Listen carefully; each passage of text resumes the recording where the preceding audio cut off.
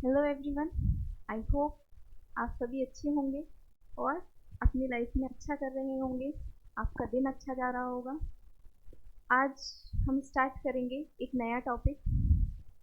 I hope आप लोगों ने कल का क्लास देख लिया होगा, प्रैक्टिस कर ली होगी और अच्छे से उसको आपने यूज़ करके देखे होंगे, सेंटेंसेस बोल के भी देखा होगा। अगर कोई भी प्रॉब्लम आए तो आपको मैंने बोला था आप कमेंट करके पूछ सकते हैं मुझसे। आज हम अपने नए टॉपिक की तरफ आगे बढ़ेंगे। देखते हैं आज का हमारा नया टॉपिक क्या है।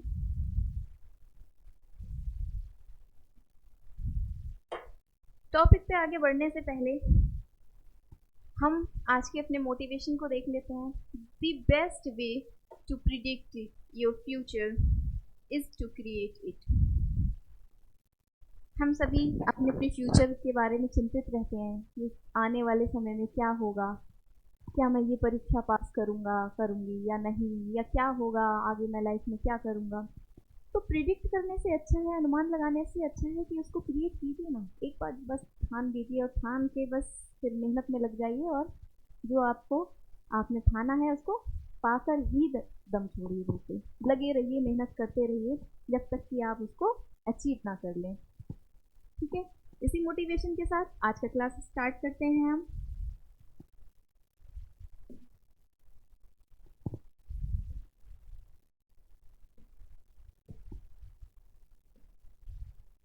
फ्रेंड्स, आज हम लोग देखेंगे use of who, which and that. ये सारे हमारे रिलेटिव प्रोनाउंस हैं। सबसे पहले हम देखेंगे हु का यूज हम कब करते हैं, किस मीनिंग में करते हैं। ठीक है, it is use only for living animals and persons.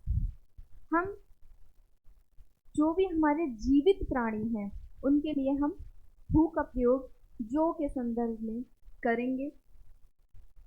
The girl example देख लेते हैं। The girl who is dancing is my sister. लड़की जो, किसके संदर्भ में है वो? जो, वह लड़की जो नृत्य कर रही है मेरी बहन है। हु से ही रिलेटिव दो चीजें हैं, हुज एंड हुम। हुज का यूज हम करते हैं जिसका या के मीन में, एंड हुम का यूज करते हैं हम किसको, जिसको, यहाँ जिसको। ठीक है, एग्जाम्पल से समझते हैं। पहला एग्जाम्पल है he is the man whose car has stolen. क्या है? वह आदमी है जिसकी कार चोरी चुकी है। I know the girl whom you give money। मैं उस लड़की को जानता हूँ या जानती हूँ जिसको तुमने पैसे रुपए दिए थे। जिसको, ठीक है, यहाँ हूँ जिसको, whose जिसकी या जिसके। ठीक है, आगे हम देखेंगे यूज ऑफ विच। ठीक है, विच का यूज हम कहाँ कर रहे हैं? It is use for non living object. यहाँ था हमारा लिविंग ऑब्जेक्ट एनिमल्स, सॉरी, और यहाँ है non living object. And for small animals, जो भी हमारे छोटे जीव हैं, छोटे प्राणी हैं, उनके लिए हम यूज कर सकते हैं विच का। एंड जो नॉन लिविंग ऑब्जेक्ट हैं उनके साथ हम, उनके लिए हम यूज करेंगे विच का प्रयोग। He lost the watch which he bought on Sunday। उसने रविवार को जो घड़ी खरीदी थी वह लॉस्ट, खो गई। वह विच जो, उसने जो घड़ी रविवार को खरीदी थी वह खो गई। इसके संदर्भ में आया हु की, हु भी जो के का मीनिंग आता है और विच भी। ठीक है, एक और एग्जाम्पल देखेंगे। The cat which was laying here has gone now. Cat छोटा प्राणी ही है, छोटा एनिमल है। ठीक है, स्मॉल, यहाँ पर हमने क्या यूज कर लिया? विच। तो जो बिल्ली यहाँ लेटी थी वह अब जा चुकी है। नेक्स्ट देखेंगे use of that. It can be used for person or object if there is a need to say forcefully. That का यूज हम पर्सन के लिए भी कर रहे हैं एंड ऑब्जेक्ट के लिए भी, अगर कोई बात हम फोर्सफुली कह रहे हैं तब। एग्जाम्पल से समझेंगे। The only pen that the only pen that I had has been lost. मेरे पास जो केवल एक पेन था, that I had जो मेरे पास था, has been lost अब खो चुका है। ठीक है। Any boy that steals must be punished। फिर हम कह रहे हैं जिस किसी लड़के ने चुराया है उसको अवश्य सजा मिलेगी। जिसने या एनी बॉय दैट, जिसने, कोई भी लड़का जिसने चुराया है। ठीक है। यहाँ एक नोट दिया है, क्या?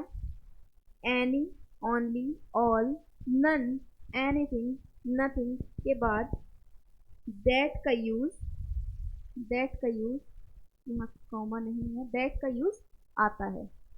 यानी अगर हमारे सेंटेंस में हम any, only, all, none, anything, nothing का यूज करेंगे तो हम वहां पर दैट लगा सकते हैं। ठीक है। एग्जाम्पल देखेंगे हम। दैट का एग्जाम्पल है ये पर्सन वाला। ठीक है। महात्मा गांधी वॉज द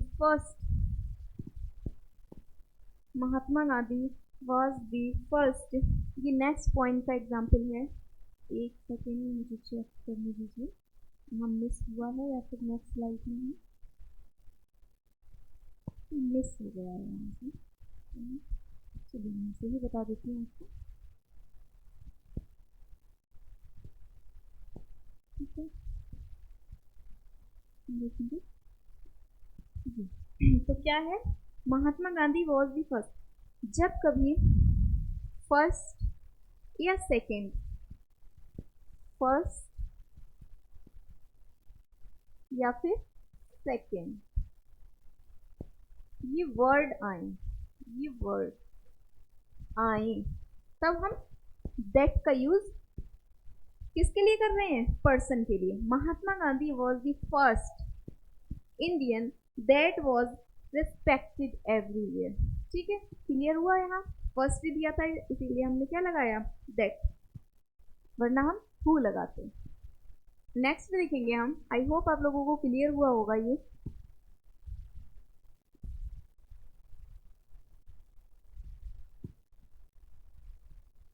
नेक्स्ट है हमारा पॉइंट सुपरलेटिव डिग्री के बाद भी क्या लगाया जाता है? दैट लगाया जाता है। आप लोगों ने एग्जाम्पल ये सेंटेंस ऐसे सुने भी होंगे, जैसे this is the best women that I like. क्या है? कैसी है? द बेस्ट दिखाने के लिए हमें यहाँ क्या लगाना पड़ा है? द, क्योंकि हमने सुपरलेटिव डिग्री में ये सेंटेंस बनाया है। आगे देखेंगे correct use of some adjective. Number 1 है फ्यू। देखिए ये सारे पॉइंट्स आप बहुत अच्छे से सुनिएगा, देखिएगा, क्योंकि इनमें बहुत कंफ्यूजन होता है कि हम फ्यू का यूज करें, आप फ्यू का यूज करें या टफ यूज का यूज करें। ऐसे ही आगे और भी पॉइंट्स हैं, तो मैं आपको बहुत अच्छे से समझाने वाली हूँ, इसलिए ध्यान से इसको सुनिए। फ्यू, पहले तो few, a few and the few, इनका यूज हम करते हैं किसी की काउंटिंग में। जैसे फ्यू का पहला हम देखेंगे। फ्यू का हम यूज करते हैं जब हार्डली एनी, मुश्किल से कोई हो। जैसे she has few friends means almost no friends. मतलब लगभग उसका कोई भी दोस्त नहीं है, ठीक है, नाम ही है उसके दोस्त, तो हम कह रहे हैं शी हैज फ्यू फ्रेंड्स। थोड़ी सी प्रोबेबिलिटी है, इसीलिए हम फ्यू फ्रेंड्स कह रहे हैं, ठीक है। अदरवाइज हम नो फ्रेंड्स कह सकते थे अगर हम 100% श्योर होते तो। नेक्स्ट हम देखेंगे बी, है हमारा a few, at least some like 2 और 3, मतलब ना में नहीं है लेकिन ना से थोड़ा ज्यादा है, 2 है या 3 है, ठीक है, तब हम यूज करेंगे आ फ्यू का। He has uh few friends, यानी उसके 2 या 3 दोस्त हैं।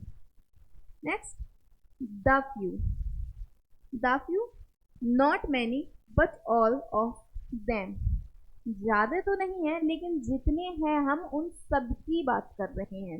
ही read the few newspapers he had, मतलब जितने न्यूज़पेपर उसके पास थे उसने क्या कर लिए, सारे पढ़ लिए हैं। अब जितने में ये नहीं है, उसके पास बहुत सारे थे, बहुत कम, लेकिन वो सारे के सारे पढ़ चुका है, इसीलिए हमने यहाँ क्या लगा दिया, the few, the few. I hope आप लोगों को क्लियर हुआ होगा। आगे देखते हैं नेक्स्ट।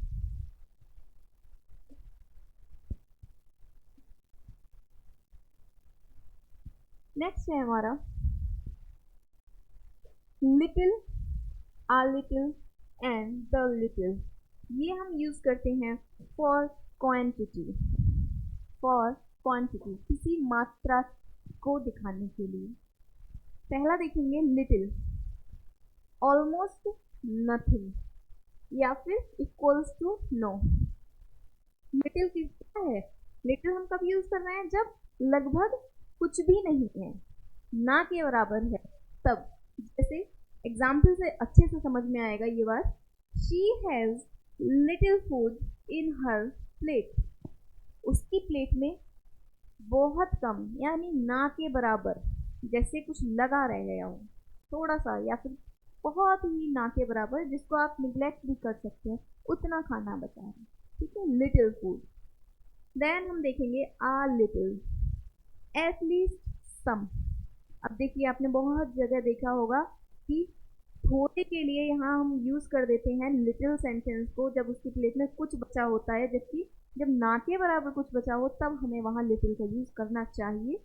और जब थोड़ा बहुत कुछ बचा हो, एटलीस्ट सम, थोड़ा है जिसकी जो क्वांटिटी आप देख कर कह सकते हो कि हाँ 1 बाइट बचा है या 2 बाइट बचा है, वहाँ हम यूज करेंगे आ लिटिल को। A little hope is enough for some time, कभी कभी एक छोटी सी आशा भी काफी होती है, कुछ ना होने से कुछ अच्छा, जैसे कहते हैं ना, अंधेरे में एक छोटा सा दीप भी प्रकाश करने के लिए काफी होता है, वैसे ही a little, ठीक है। नेक्स्ट देखेंगे the little, all that was there. The little हम कब यूज करते हैं, जितना भी था हमने वहाँ, ऐसा नहीं है कि बहुत ज़्यादा क्वांटिटी होगी, लेकिन जितनी भी थी वो सारी की सारी हमने यूज़ कर ली है, हमारे उसके संदर्भ में हम द लिटिल यूज़ करेंगे। एग्जाम्पल है she has lost the little money she had, उसके पास जितना भी पैसा था, जो भी द लिटिल अमाउंट थी, वो सब क्या हुआ है, उसका खो गया है, खो चुका है, ठीक है। आई होप समझ में आया होगा, ये देख लीजिए एक बार। आगे बढ़ते हैं।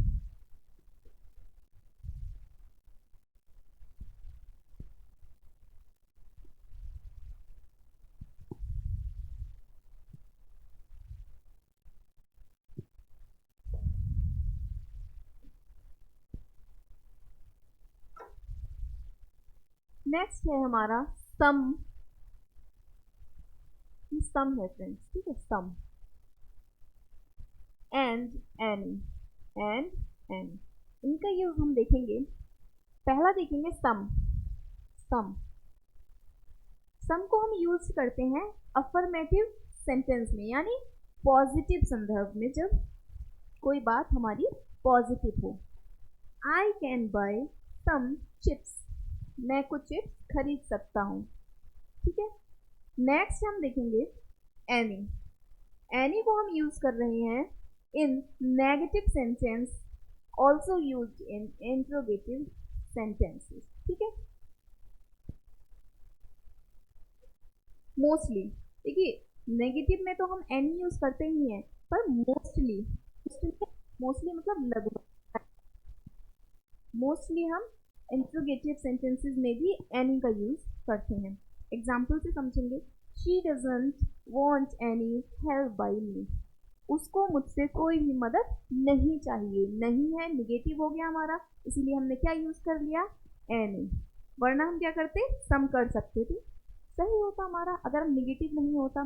शी वॉन्ट सम हेल्प, ठीक था हमारा। नेक्स्ट देखेंगे हम many and much. Many, many indicates numbers. जब कहीं संख्या दिखाई जा रही है, दर्शाई जा रही है, वहां हम यूज करेंगे मैनी का। देयर आर मैनी बुक्स, यहाँ पर बहुत सारी बुक्स हैं, काउंट नहीं हुई है हमारी कितनी है क्या है, लेकिन बहुत सारी हैं। ठीक है। मच, मच का यूज हम करते हैं क्वांटिटी के लिए। कोई लिक्विड है, ठीक है, कोई मात्रा दिखाना है हमें, तब हम इंडिकेट कर रहे हैं क्वांटिटी को, और तब हम यूज करेंगे अपना much. I have already drank much milk. ठीक है, मैं पहले ही बहुत सारा जो है दूध पी चुका हूँ। क्या यूज किया हमने यहाँ पे, मच, क्योंकि क्वांटिटी हमारी। ठीक है, आई होप आप लोगों को क्लियर हुआ होगा। आगे देखते हैं हम।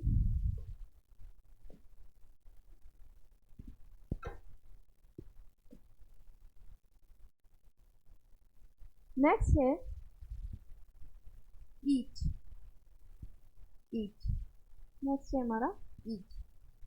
ईच का यूज हम करते हैं यूज फॉर टू पर्सन और ऑब्जेक्ट। जब दो व्यक्ति हैं या दो वस्तुएं हैं, तब हम ईच का यूज करेंगे। किस तरह से देखते हैं, each of two, each of two girls are boys, यानी दो लड़कियां हैं कहा जा रहा है, और दोनों ही लड़कियां क्या हैं, ईच ऑफ टू, दोनों में से प्रत्येक, पहली भी दूसरी भी, दोनों ही इक्वली क्या है, बुद्धिमान है। ठीक है, समझ में आया होगा आपको। ईच का यूज हम कब करेंगे। नेक्स्ट देखेंगे every, more than two. Every का यूज हम कब कर रहे हैं, जब दो से क्या है, ज्यादा है, यूज करेंगे एवरी का। एग्जाम्पल से देख समझते हैं हम।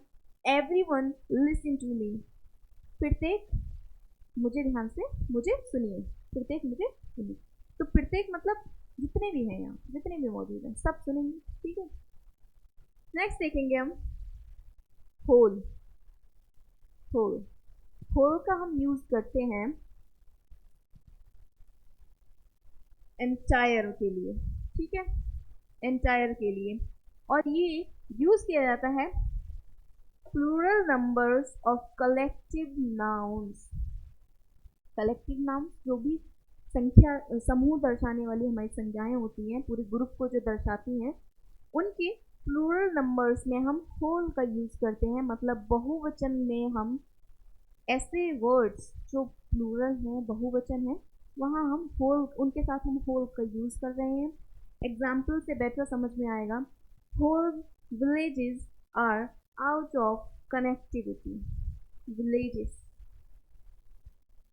क्या है, ये प्लूरल है हमारा, बहुत सभी कई गांवों की बात हो रही है, तो सभी गांव क्या है, आउट ऑफ कनेक्टिविटी, कनेक्टिविटी नहीं है वहां पर।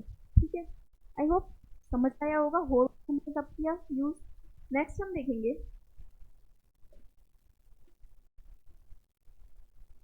नेक्स्ट हमने देखा आ या द होल।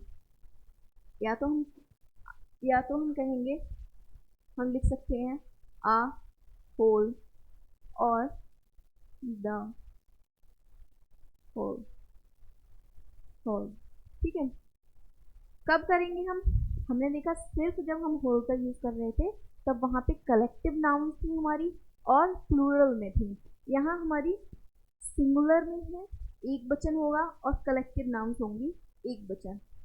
एग्जाम्पल देखते हैं। He ate up a whole chocolate. यहाँ आ होल की जगह हम द होल भी यूज कर सकते हैं, दोनों में से कोई एक कर सकते हैं। ठीक है, एक की बात हो रही थी, एक चॉकलेट है, एक चॉकलेट है, ठीक है, इसीलिए हमने क्या यूज किया, आ होल या द होल। नेक्स्ट देखेंगे हम अनदर एंड अदर, कहाँ यूज करते हैं हम, ठीक है, एग्जाम्पल से ही समझ में आएगा ये आपको अच्छे से। He saw another man today. He saw another man today. And he saw other men today. Difference आपको बहुत अच्छे से क्लियर हो रहा होगा। यहाँ है हमारा सिंगुलर एंड यहाँ है हमारा प्लूरल। ये बहुवचन, बहुत सारे आदमी हैं और यहाँ एक आदमी की बात हो रही है। तो फ्रेंड्स, अगर एक इंसान की बात हो, एक आदमी की बात हो, यानी सिंगुलर हो, वहाँ हम अनदर बात करते हैं, अनदर लिखते हैं। ठीक है, मैंने I saw another man today, आज मैंने एक और व्यक्ति देखा। ठीक है, I saw other man, other man. ठीक है, यहाँ बहुत सारे व्यक्ति हैं तो वहाँ हम लगाएंगे अदर। बहुत अच्छे से मैंने कोशिश की है कि इन सभी में डिफरेंसेस आपको क्लियर कर सकें, ताकि आपके मन में कोई डाउट ही ना रहे।